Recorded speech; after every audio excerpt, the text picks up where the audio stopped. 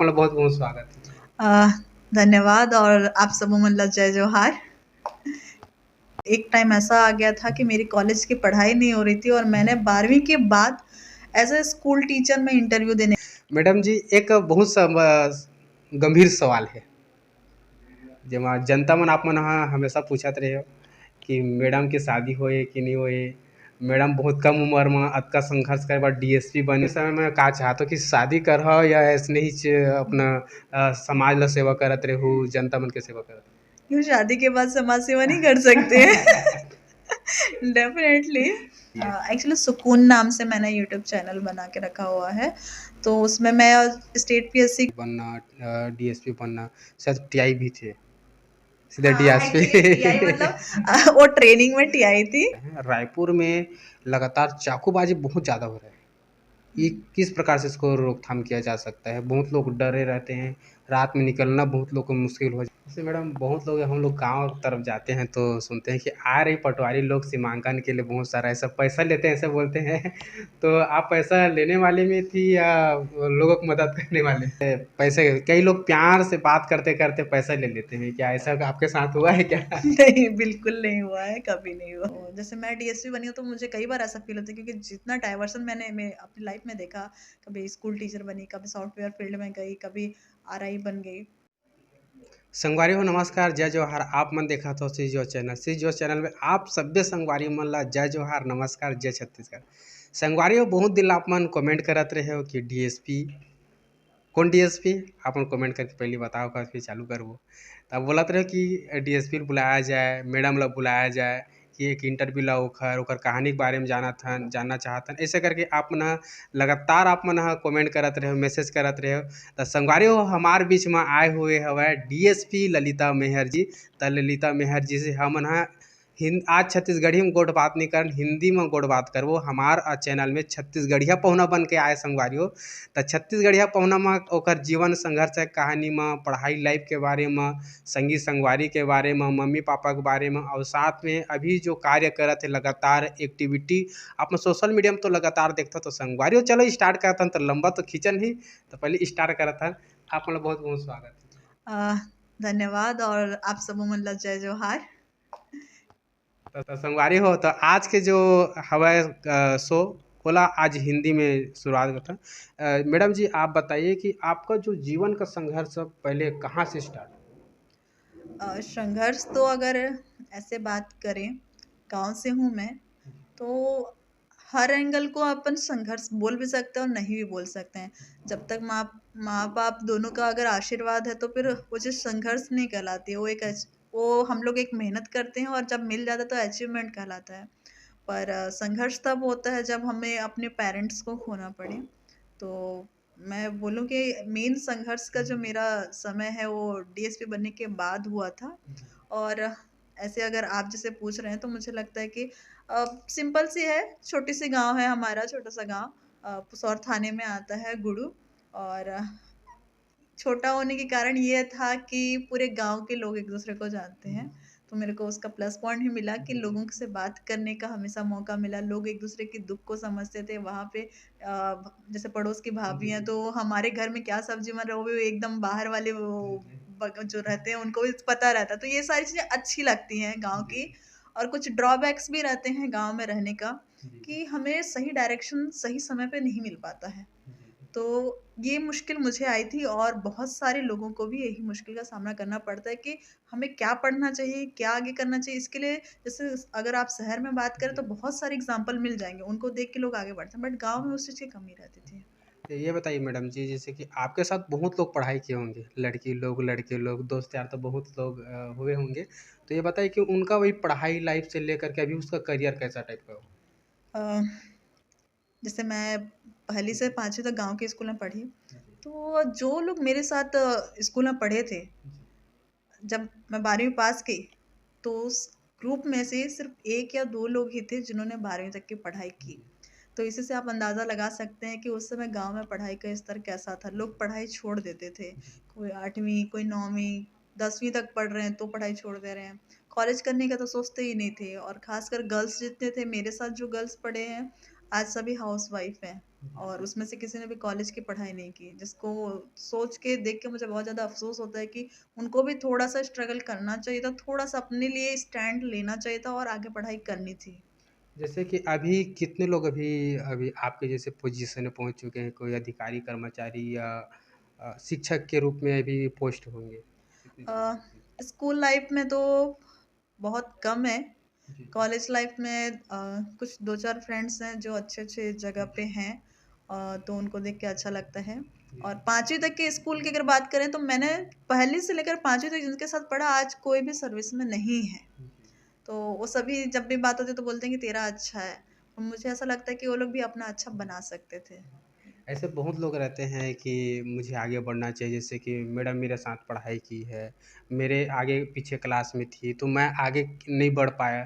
तो ऐसे बहुत लोग सोचते हैं, इसके लिए क्या आप कहना चाहेंगे? डेफ़िनेटली मेरे लिए भी सब कुछ एकदम ऐसा नहीं था कि थाली में परोसा हुआ था, हम गए, जी, हमें मिल गया। चीज़ें थी, हर पड़ाव पे मुझे भी सोचना पड़ा, स्टैंड लेना पड़ा। जैसे 12वीं के बाद की ही बात करें ना तो एक टाइम ऐसा आ गया था कि मेरी कॉलेज की पढ़ाई नहीं हो रही थी और मैंने 12वीं के बाद एज़ अ स्कूल टीचर मैं इंटरव्यू देने गई थी कि मैं मेरा सिलेक्शन हो जाए और मैं बच्चों को पढ़ाऊँ क्योंकि जी, मुझे घर में नहीं बैठना था। जी, 12वीं के बाद पढ़ाई के लिए रोक लग जा रही थी, तो मैंने सोचा था कि बैठूँगी तो नहीं। फिर जो मैंने जैसे ही कदम उठाया ना तो वैसा ही बोलते हैं ना आप अगर प्रयास करोगे तो प्रकृति खुद ब खुद आपको चीज़ें जी, देंगे। सही बात। तो फिर जो हमारे मेरे गुरुजन थे उनका सपोर्ट मिला, फिर घर में फिर बात किए, फिर बहुत सारा चर्चा विमर्श सब हुआ और फिर मेरे कॉलेज की जी। पढ़ाई शुरू हुई। जैसे कि पढ़ाई के लाइफ में इसे सपोर्ट नहीं मिलता था घर में, ऐसा कुछ है? तो किस प्रकार से सपोर्ट नहीं मिलता था पढ़ाई के लिए? डेफिनेटली जैसे मैं एक लड़की हूँ तो गांव में नॉर्मली ये मेंटेलिटी बन जाती थी उस समय तो कि लड़की है पढ़ा के क्या करेंगे वो तो शादी करके चले जाएंगे। बट मेरे घर में मेरे जो भैया थे उनकी सोच बहुत अच्छी थी और उसी का प्लस पॉइंट मिला कि मैं आज यहाँ पहुँची हूँ। और जैसे मेरी बड़ी बहनें भी हैं, मेरी जी, 2 बड़ी बहनें हैं, तो दोनों ही बहनों ने स्कूल के बाद आगे की पढ़ाई नहीं की है। जी, तो आप समझ सकते हैं कि 2 सिस्टर जहाँ पे स्कूल के बाद कॉलेज ही नहीं किए हैं, वहाँ पे फिर एक और छोटी बहन का उस वहाँ से कॉलेज करना, जी, फिर आगे डीएसपी बनना, जी। ये बहुत कितना ज़्यादा चुनौतीपूर्ण रह सकता सही है। बात। तो यही है। उन्होंने लेकिन दीदी लोगों ने उन्होंने सोचा कि हमने तो नहीं किया, बट हमारी छोटी बहन को हम ज़रूर पढ़ाएँगे। तो जी। परिवार का सहयोग मिला, सपोर्ट मिला, इसी से मैं आगे बढ़ पाई। जैसे कि अभी आपके जो भैया सपोर्ट किए हैं सबसे ज़्यादा, तो भैया भी क्या करते हैं? वो भी अभी कॉम्पिटिशन एग्ज़ाम की तैयारी करते हैं और जी। बच्चों को ट्यूशन भी पढ़ाते हैं। क्या चीज़ का ट्यूशन पढ़ाते हैं बच्चे लोग को? 10th का और कंपटीशन एग्ज़ाम के से रिलेटेड भी वो वीडियोस बनाते हैं साइंस वगैरह के। और जैसे मैं भी यूट्यूब में वीडियोस बना के अपलोड करती हूँ ताकि लोगों को यूज़ हो जाए, तो उनका भी वही रहता है। और साथ में अभी पापा के जी, साथ में वो घर का काम भी, जैसे हम लोग का खेत है तो वो सब चीज़ें भी वो हाथ बटाते हैं क्योंकि ऐसा नहीं होना चाहिए। लोगों की मेंटालिटी बन जाती है कि अगर मैंने पढ़ लिया तो मैं खेती नहीं करूँगा, जी, पर ऐसा भी नहीं है। हम खेती भी कर सकते हैं, हमें सब चीज़ों से जुड़ के रहना चाहिए। जी। जी। बहुत लोग चाहते हैं कि मैडम का खुद के यूट्यूब पे शायद चैनल है, तो बहुत लोग देखना चाहते हैं कि क्या नाम से यूट्यूब चैनल है, मार्गदर्शन भी उन लोग को मिलना चाहिए। एक्चुअली सुकून नाम से मैंने यूट्यूब चैनल बना के रखा हुआ है। तो उसमें मैं स्टेट पीएससी एग्ज़ाम से रिलेटेड अभी जैसे एसआई का एग्ज़ाम हुआ या जी। फिर और भी कोई एग्ज़ाम होता है, लॉ से रिलेटेड वो इन सारी चीज़ों से रिलेटेड वीडियोज़ उसमें अपलोड किया करती हूँ। ये सुकून के मतलब क्या होता है? अ, एक्चुअली अभी तक किसी ने ये चीज़ पूछा नहीं था। सुकून मेरी माँ का नाम है, अच्छा, तो उन्हीं के नाम पे मैंने रखा और डेफ़िनेटली नाम में ही सुकून है, सुकून सही बात है। तो तो ये सारी यहाँ चीज़ें। इसी कारण से आप यहाँ तक पहुँचे। ये बताइए मैडम कि बहुत लोग अपने करियर से हार मान जाते हैं, प्रयास करते-करते 2 बार 3 बार फेल हो जाते हैं, तो भी हार मानकर बैठ जाते हैं, उसके लिए क्या संदेश आप देंगे? देखिए, हार नहीं मानना है।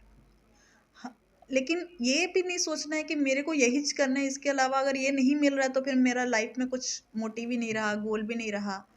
तो आपको आपको लोगों को ना स्किल्ड होना चाहिए, टैलेंट होना चाहिए। अगर आपके पास टैलेंट है तो आप अपने पैरों पे खड़े होके कुछ भी चीज़ कर सकते हैं और कोई भी काम छोटा नहीं होता है।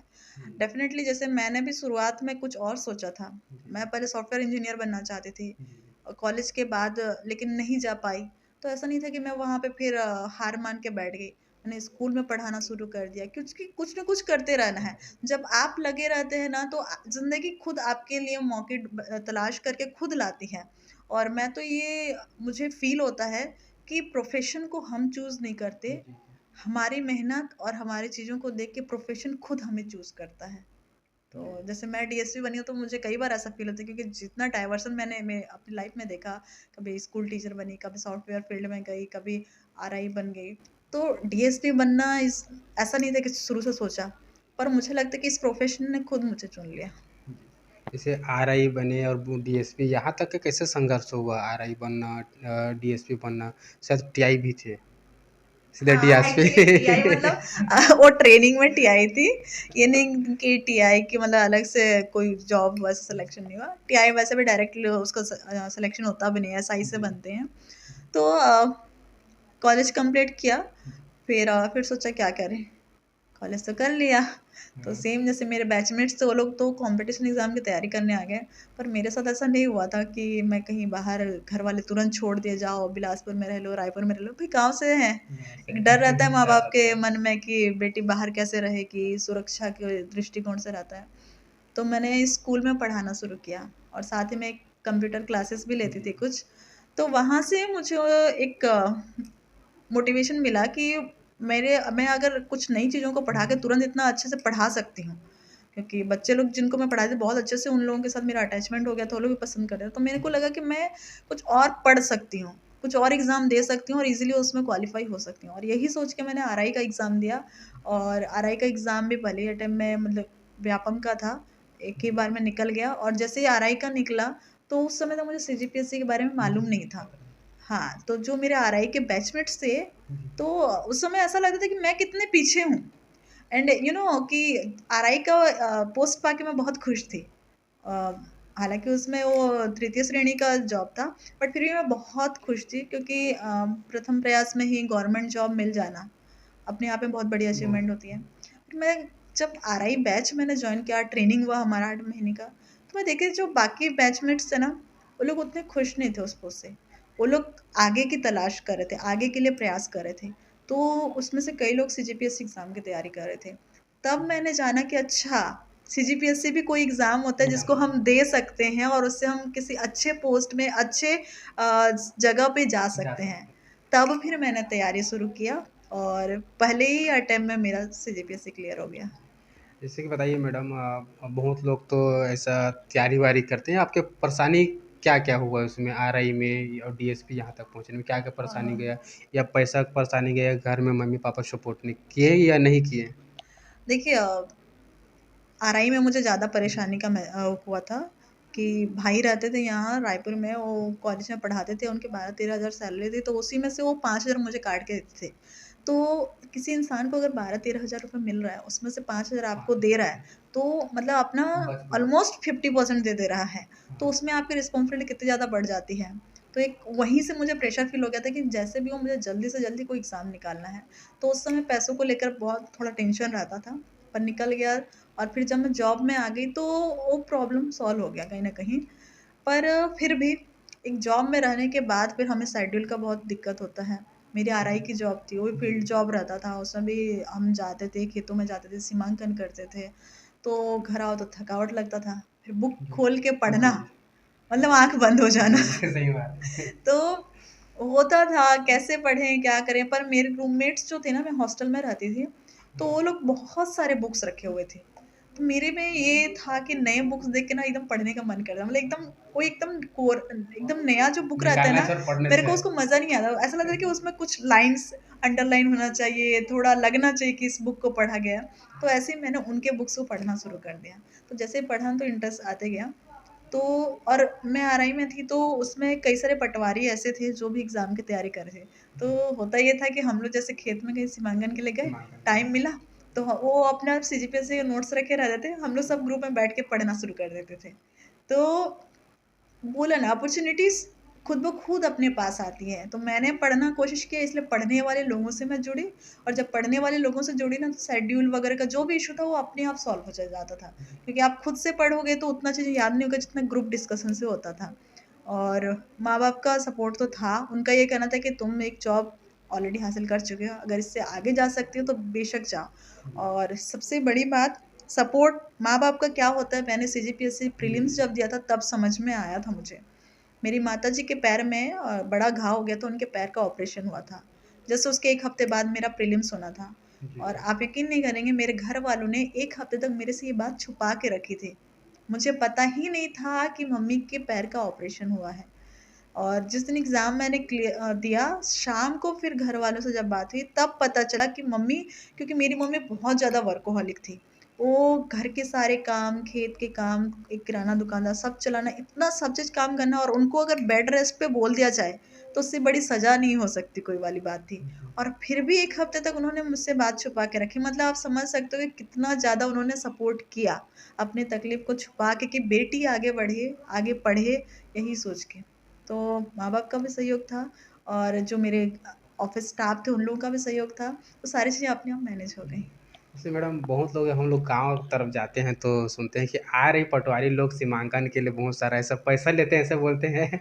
तो आप पैसा लेने वाले में थी या लोगों को मदद करने वाले थे? बिल्कुल नहीं, ऐसा कुछ भी नहीं था। और तभी आज आप लोग सभी मुझे जी, जी। इतना सपोर्ट और सपोर्ट। प्यार देते हैं। अगर मैं पैसा ले रही थी तो मुझे इतना प्यार और सपोर्ट नहीं मिला रहता।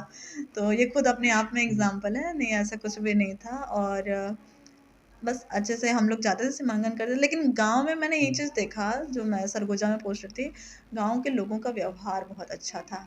मतलब हम अगर धूप में जाके उनके खेत का सीमांकन कर रहे हैं, सारी चीज़ें कर रहे हैं, तो वो लोग भी इस चीज़ को देखते थे। और उनका जो व्यवहार था कि आए हैं तो अच्छे से बिठाना, खिलाना, मतलब वो बिना उनके यहाँ नाश्ता या खाना खिलाया तो वो वापस ही नहीं भेजते थे। जी। क्योंकि मेरे में भी ऐसा नहीं था कि किसी के यहाँ पे जाके खा लो वाला। पर वो जाने ही नहीं देना, मैम आप लोग प्लीज़ आए हैं इतनी दूर से। और मैं एक्चुअली उस समय और छोटी थी, तो और आरआई का हम लोग का पहला बैच था, कई जी, सालों जी। बाद जो नई भर्ती आई थी। तो हम लोग को देख के इतनी छोटी सी है, क्यूट सी है बोल के उनका प्यार और ज़्यादा बढ़ जाता था। जी, जी। तो जब कोई सामने वाला इतना प्यार दे रहा है तो आप उससे कैसे पैसे माँगोगे? सही और बात माँगना भी नहीं है। चाहिए, डेफ़िनेटली नहीं माँगना चाहिए, क्योंकि जो हमारी ड्यूटी है, जी, जी। ड्यूटी के लिए ही तो गवर्नमेंट सैलरी दे रही है सही ना। बात। और जिस चीज़ का हम सैलरी ले रहे हैं, उस चीज़ के लिए अलग से पैसे कैसे लेंगे? ये बताइए मैडम जी, पैसे कई लोग प्यार से बात करते-करते पैसा ले लेते हैं, क्या ऐसा आपके साथ हुआ है क्या? नहीं, बिल्कुल नहीं हुआ है, कभी नहीं हुआ है। जी। नहीं। जी, ये बताइए मैडम, बहुत लोग बोलते हैं कि लेडीज़ सिंघम, रायपुर के लेडीज़ सिंघम करके नाम से जाना जाता है। पेपर में देखते हैं, सोशल मीडिया में कभी कहीं-कहीं पर ऐसा होता है, अत्याचार होता है तो आपके द्वारा कॉलर पकड़ा जाता है, हथकड़ी पहना कर के जुलूस निकाला जाता है। ये बहुत अच्छा हम लोग को सराहनीय लगता है, कार्य अच्छा लगता है। तो मैडम ये कार्य कैसे शुरुआत किए जुलूस निकालने का? इसमें क्या फ़ायदा होगा? इसमें लोगों का क्या अत्याचार खत्म होगा या बढ़ता रहेगा? देखिए, हम पुलिसिंग में जो भी करते हैं ना, हमारे वरिष्ठ अधिकारियों के निर्देशन पर ही करते हैं। ऐसा नहीं कि आप अपने मन से किसी को भी कॉलर उठा लिया, किसी को भी उठक-बैठक करा दी, कुछ भी ऐसा नहीं कर सकते। तो जैसा हमें मिलता है कि आपको ऐसा करना चाहिए ताकि बाकी लोगों को उससे कुछ सीखने को मिले और एक सबक मिले। क्योंकि ना नॉर्मली किसी को अगर कोई किसी ने मारपीट किया, उसको अरेस्ट किए, जेल में डाल दिए या ज़मानत पे छूट भी गया, तो उसके मन में वो गिल्ट फीलिंग कम रहती होगी। जितना अगर उसको हम लोग सोशली ऐसे 10 लोगों के सामने अगर उससे उस चीज़ को अगर माफ़ी मंगवा रहे हैं, तो वो ज़्यादा फ़ील होता है मेरे ख़्याल से।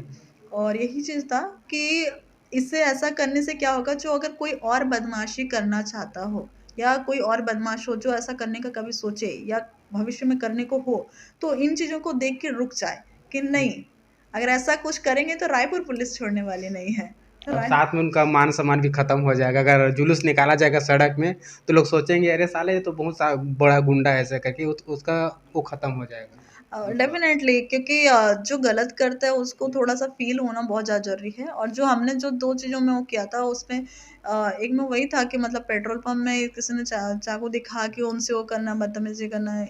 भाई पेट्रोल पंप के कर्मचारी रात के 1:30 बजे 24 घंटे अगर काम कर रहे हैं, तो उनके साथ कोई बदतमीज़ी करे तो वो टॉलरेबल नहीं होगा। और दूसरी जो घटना थी उसमें ये था कि एक दुकानदार जो सामान बेच रहा था, उसने सामान के बेचने के बदले पैसा माँगा था। तो ये नॉर्मल चीज़ें हैं। वहाँ पे अगर खुलेआम कोई किसी को मारपीट कर रहा है, जिसके वीडियोज़ वायरल हो जा रहे हैं, तो ऐसी चीज़ों में हम लोग को भी चाहिए कि कुछ ऐसा करें ताकि कोई दूसरा बंदा उसको करने से पहले सोचे। और जो जिसके साथ हुआ है, पीड़ित व्यक्ति, उसको भी एक जो रायपुर पुलिस के ऊपर प्रति ना विश्वास बढ़े कि हाँ, हमारे साथ गलत हुआ तो पुलिस ने वो हमारा साथ दिया और दोषी को मतलब उसके खिलाफ में कार्रवाई की। जी, मैडम एक और बहुत बड़ा सवाल है जो लगभग हम 3 से 4 सालों से देखते आ रहे हैं। रायपुर में लगातार चाकूबाजी बहुत ज़्यादा हो रहा है।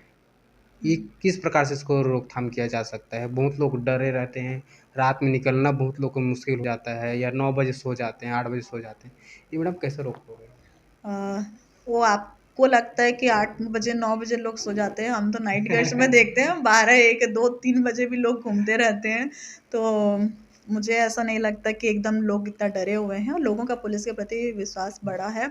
और कार्रवाई भी आप देख रहे होंगे, रायपुर पुलिस बहुत ज़्यादा कार्रवाई कर रही है, खासकर जो चाकूबाजी करते हैं या चाकू दिखाना, तलवार दिखाना, ये सब चीज़ें। अगर कोई किसी ने चाकू मारा तो उसी दिन मैक्सिमम चीज़ों में तो उसी दिन ही उनकी अरेस्टिंग भी हो जाती है। तो डेफ़िनेटली पुलिस कार्रवाई कर रही है, और आप देखिएगा भी 9-10 बजे, 11 बजे, 12 बजे आप लोगों को पब्लिक आराम से रोड पे अपनी सेफ्टी के साथ में ट्रैवल करते हुए दिखेंगे।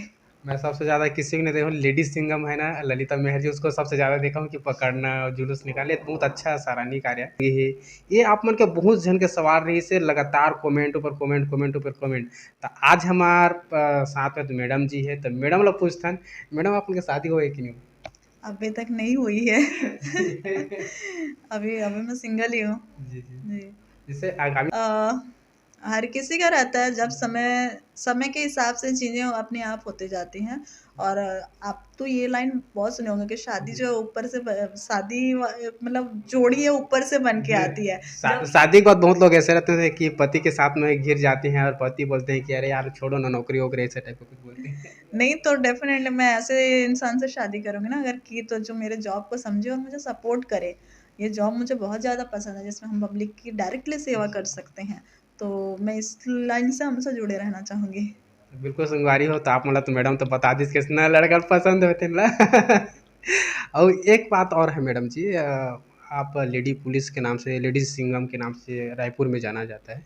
तो बहुत लोग गर्ल्स लोग रहते हैं कि आगे संघर्ष के लिए चूक जाते हैं, मम्मी पापा सपोर्ट नहीं कर पाते हैं, है ना? उन लोग रोते हैं, दर्द होता है, हो जाता है, और साथ में बहुत कम उम्र में शादी हो जाता है, 17 साल, 15 साल, 16 साल में, ऐसे कुछ देखने को हम लोग को गाँव एरिया में देखने को मिलता है। साथ में शहर में भी देखने को मिलता है, मतलब इसके बारे में क्या बोलना चाहेंगे? जैसे आप 15 साल 17 साल में शादी बोल रहे हैं तो ये तो बाल विवाह हो गया। जी, और हमारे नॉलेज में अगर ऐसा कुछ चीज़ आता है तो हम उस पे जाके कार्रवाई भी करते हैं और रोकते भी हैं।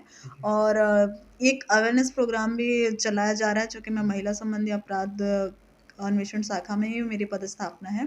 तो अपन उस चीज़ को देखते हैं कि इसमें जो शादी का जो सही एज है उसी में शादी हो। और हम भी जाके स्कूलों में यही बोलते हैं कि लड़कियों को सबसे पहले जो है इंडिपेंडेंट होना आना चाहिए।